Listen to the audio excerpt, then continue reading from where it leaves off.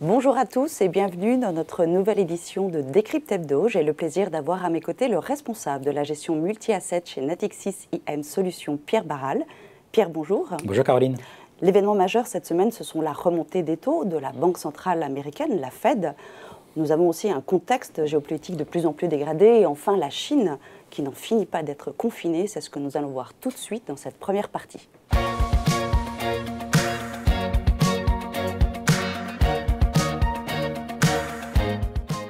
La Banque centrale américaine vient de procéder à une nouvelle augmentation de ses taux directeurs. Quelle a été la réaction du marché, Pierre ? Alors en effet, la Banque centrale nous a annoncé hier soir qu'elle remontait ses taux de 50 points de base. Il faut reconnaître que les marchés attendaient peut-être un petit peu plus que ces 50 points de base si on en juge par la réaction du marché qui a été très positive et qui a pris ça finalement comme un soulagement. Donc on a eu une hausse des marchés d'actions, ce qui est plutôt pas mal. On a eu un petit retour à la baisse des marchés de taux. Ça c'était pour la journée d'hier soir, c'était pour l'ouverture également en Asie, pour le marché en Asie qui a suivi et l'ouverture ce matin en Europe. Aujourd'hui on a un marché qui se retourne à nouveau, qui est beaucoup plus nerveux à nouveau. Donc on est toujours malgré tout, et malgré cette politique monétaire qui est en train de se produire aux États-Unis, dans un environnement toujours très tendu et extrêmement peu lisible en fait pour les investisseurs. Et le contexte géopolitique, donc on le sait, la situation est loin de s'améliorer, on est à une nouvelle escalade. L'Europe semble mettre en place son 6e train de sanctions. Quelles conséquences cela va avoir? On pense tout de suite à l'énergie à nouveau. Alors en effet, ça c'est le deuxième volet d'incertitude que le marché, avec lequel le marché est obligé de s'habituer aujourd'hui. On a toujours beaucoup d'incertitudes du côté géopolitique. Donc en effet, la pression continue à monter entre les deux camps, hein, le camp russe et le reste du monde développé, je dirais. Donc là, on a une source également de très forte incertitude, de volatilité, notamment sur les prix de l'énergie, qui pour le coup, avec ce 6e paquet de sanctions qui vise directement la Russie, eh bien, un prix du pétrole qui revient à nouveau sous pression et qui en tout cas ne peut pas dans ces conditions commencer à reculer, ce qui serait quelque chose de très attendu par les investisseurs, ce qui serait très important pour l'inflation. On sait très bien qu'en Europe, notre problème inflationniste il est directement lié et essentiellement lié au problème de l'énergie et des matières énergétiques en général. Ce 6e volet, pardon, je vous interromps, ce 6e volet effectivement concerne vraiment de stopper les achats de pétrole voilà. Pour l'Europe.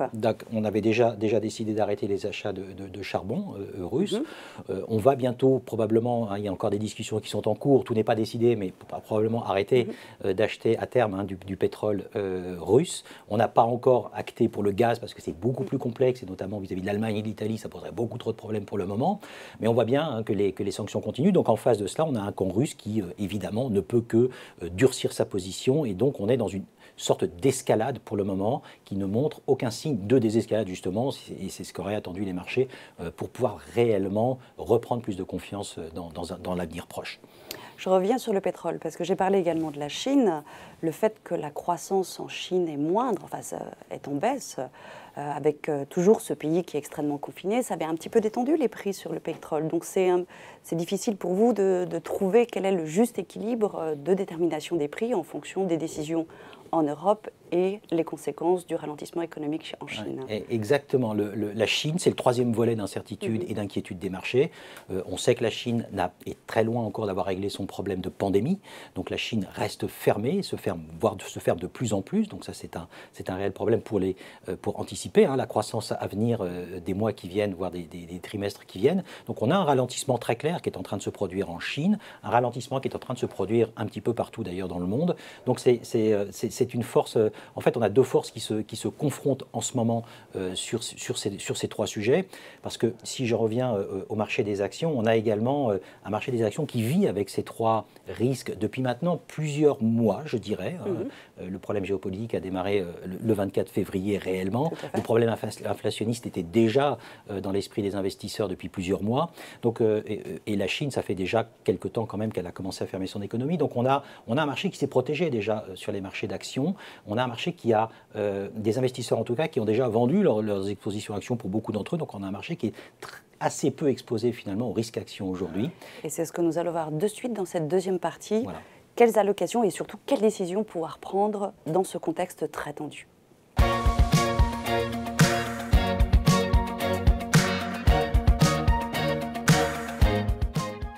Donc on l'évoquait, trois forces, je dirais, en puissance aujourd'hui qui influent sur les marchés financiers. Vous parliez à l'instant des marchés des actions, donc comment s'y retrouver, tout simplement? Oui, c'est là qu'est le problème aujourd'hui pour les investisseurs. Donc il y a les mauvaises nouvelles, hein, c'est dont on vient de parler, voilà, le contexte géopolitique, le contexte de croissance à cause de la Chine, voilà, et le contexte de la politique monétaire qui est en train de resserrer ses taux assez massivement. Et puis en face de ça, on a quand même malgré tout une séance de résultats, une période de résultats qui a été publiée et des résultats qui somme toute sont sortis relativement en ligne et qui montrent en tout cas que les entreprises n'ont pas été si fortement impactées par la hausse des prix et ont pu en tout cas passer les hausses de prix de leurs matières premières dans leurs prix finaux, et sans trop pincer leurs marges. Donc ça, et notamment aux États-Unis. Ça, c'est un point relativement important à saisir. Ça veut dire que les actions et les indices actions qui reflètent malgré tout les résultats des entreprises, hein, ça reste quand même le reflet de ces résultats-là, finalement, pour le moment, tiennent grâce notamment à ces résultats plutôt de bon augure. Deuxièmement, je disais à l'instant qu'on avait des investisseurs qui avaient déjà beaucoup protégé leur portefeuille parce que les risques sont connus depuis un petit moment. Donc on a beaucoup de cash en fait de côté dans les portefeuilles et ça c'est un élément qui est plutôt favorable à ce que les marchés actions baissent un peu moins fort, un peu moins vite, mais par contre puissent remonter le jour où de bonnes nouvelles, parce qu'il ne manquera pas d'en arriver, hein, évidemment, à un certain moment. Les bonnes nouvelles, lorsqu'elles arriveront, permettront à ce marché de repartir assez rapidement à la hausse. Donc pour le moment, on est dans un marché encore extrêmement tendu, extrêmement volatile, plutôt à la baisse, hein, il faut le reconnaître, notamment aux États-Unis. On l'a vu avec le Nasdaq, qui a fait, en tout cas du côté des technos, un mois extrêmement mauvais. Oui, la volatilité s'est amplifiée sur le Nasdaq, voilà. Ça s'était un petit peu calmé. On avait vu qu'ils avaient déjà pâti de la remontée des taux, mais là, on peut avoir des -3, +3 dans une seule et même séance, voilà, exactement. Par exemple. C'est le cas aujourd'hui, c'était le cas hier. On est +3, un peu plus de +3 hier soir. On a -3,5 à l'heure où je vous parle. Donc on a un marché qui est extrêmement volatile sur le Nasdaq, mais on a globalement un marché qui a beaucoup baissé sur le mois d'avril, qui n'avait pas autant baissé depuis très longtemps, voire depuis 2008, hein, sur un seul et même mois, avec des GAFAM qui ont énormément souffert également. On est dans un contexte, rappelons-le, de remontée des taux qui n'est pas favorable à ce type de secteur de la cote. Et donc, voilà, les technos font partie des secteurs les plus délaissés aujourd'hui par les marchés. Et les technos souffrent, ce secteur souffre. Est-ce qu'il y a quand même, je dirais, quelques secteurs qui résistent? On parlait de bonnes nouvelles au niveau des résultats d'entreprise. Est-ce que d'autres secteurs sont mieux armés, si je puis dire, pour faire face à cette situation?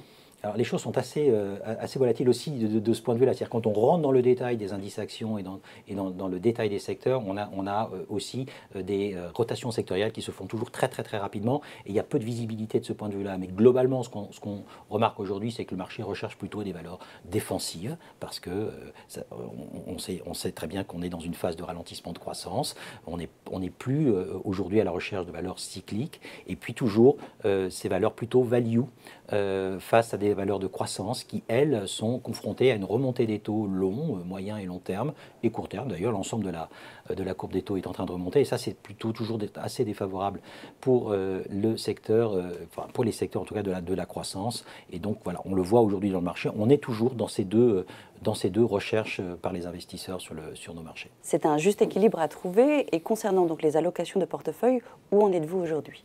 Alors aujourd'hui, nous, sur nos portefeuilles, hein, on est toujours extrêmement prudent sur les actions, c'est-à-dire qu'on est globalement neutre sur nos expositions actions. On se positionne exactement au niveau de nos indices de référence. Donc on n'a pas de forte visibilité et de forte conviction à reprendre du risque action dans les portefeuilles. Sur la partie obligataire, on est toujours très à l'écart des marchés obligataires parce que ceux-ci ne sont pas encore entrés dans une phase de stabilisation suffisamment importante, même si on avait commencé déjà, on en parlait la semaine dernière, à reprendre un petit peu de risque sur les marchés obligataires. L'idée, c'est de revenir très progressivement sur les marchés de type dette souveraine dans nos marchés, mais nous restons encore très à l'écart des marchés de dette, de crédit, d'obligations, d'entreprises, qui, eux, sont encore soumis à toutes ces tensions et à toutes ces incertitudes pour le moment. Très bien, merci beaucoup Pierre. Merci Caroline. Je vous retrouve la semaine prochaine pour une nouvelle séance de décryptage. À très bientôt.